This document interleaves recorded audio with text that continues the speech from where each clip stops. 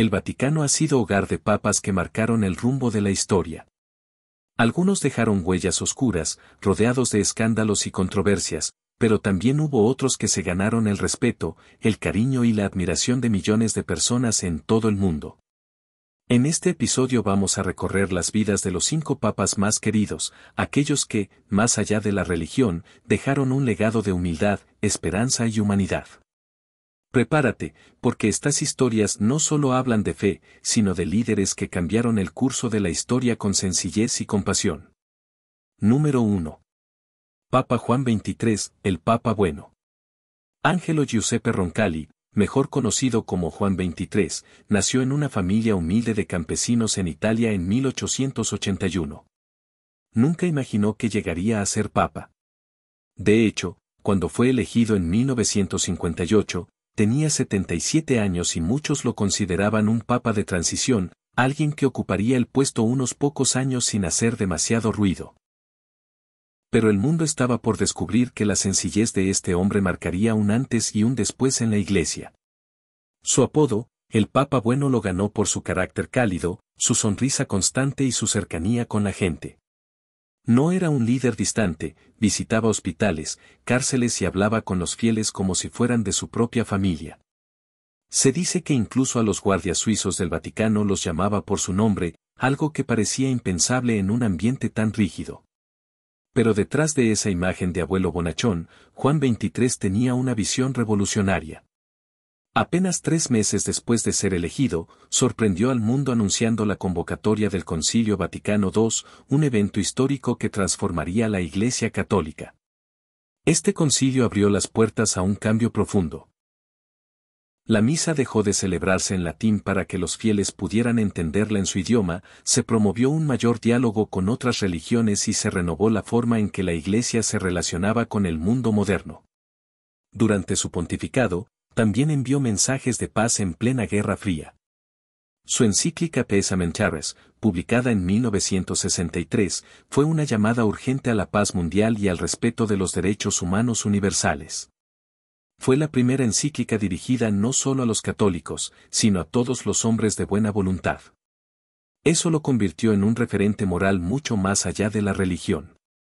En lo personal, se recuerda a Juan XXIII como un papa que desarmaba las tensiones con sentido del humor.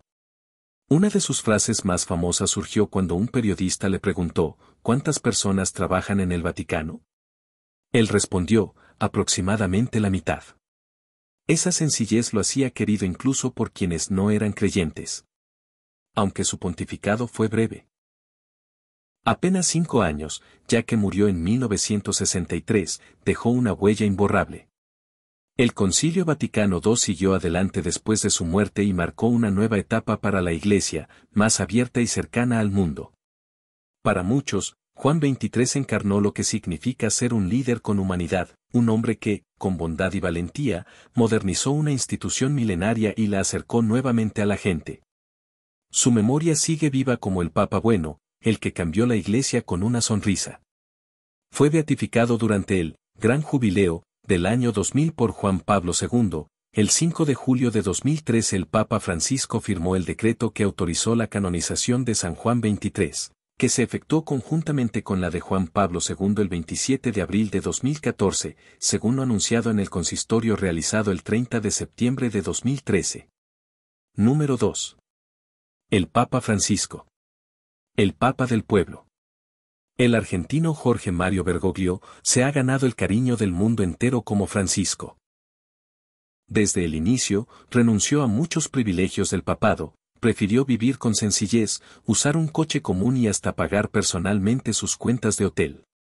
Se ha mostrado cercano a los migrantes, a los pobres y a los marginados, convirtiéndose en una voz fuerte contra la desigualdad.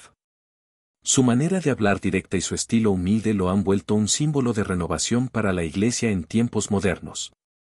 Su estilo cercano, su sonrisa constante y su sencillez lo convirtieron en un símbolo de esperanza en tiempos de cambios profundos. Era el Papa que visitaba cárceles, hospitales y que se acercaba sin miedo a la gente. Para muchos, representó la imagen de un pastor verdadero, cercano al pueblo y no a los lujos. Número 3. Papa Juan Pablo II, el gigante del siglo XX. Juan Pablo II, nacido como Karol Wojtyła, en Polonia en 1920, es considerado uno de los papas más influyentes de toda la historia moderna. Su vida estuvo marcada por la tragedia desde joven. Perdió a su madre a los 9 años, a su hermano pocos años después, y durante la ocupación nazi trabajó en una cantera para sobrevivir. Esa dureza lo forjó como un hombre cercano al sufrimiento del pueblo. Cuando fue elegido papa en 1978, se convirtió en el primer pontífice no italiano en más de 450 años. Desde el inicio rompió esquemas, salió del Vaticano para viajar por el mundo y llevar la Iglesia a las calles. Visitó más de 120 países durante su pontificado, estableciendo un récord histórico. No solo se trataba de viajes diplomáticos, sino de encuentros masivos donde millones de personas lo recibían como una verdadera estrella espiritual. En su natal Polonia, su figura fue clave para inspirar la creación del sindicato Solidaridad, que terminó siendo uno de los motores de la caída del comunismo en Europa del Este. Líderes mundiales reconocen que su influencia política y moral aceleró el fin de la Guerra Fría. También fue un papa que supo conectar con los jóvenes como nadie antes. Creó las Jornadas Mundiales de la Juventud, eventos que reunían a millones de jóvenes católicos en distintos países.